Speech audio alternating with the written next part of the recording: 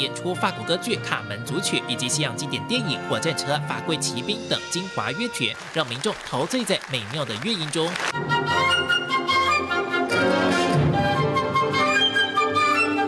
接着带来台湾本土音乐泰雅情歌和达邦节庆，还有金曲奖台语歌手黄飞也现场演唱他的代表作。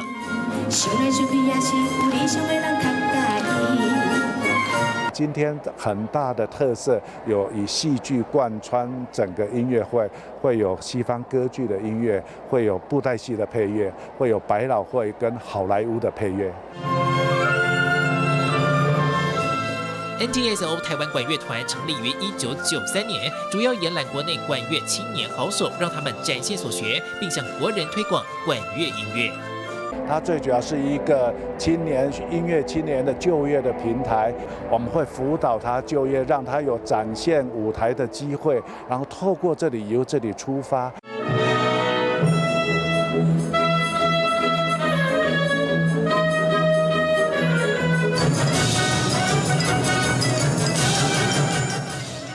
悠扬的乐音回荡在日月谈判，民众配合防疫，也全程戴上口罩，静静地领赏了一场融合多元文化的音乐飨宴。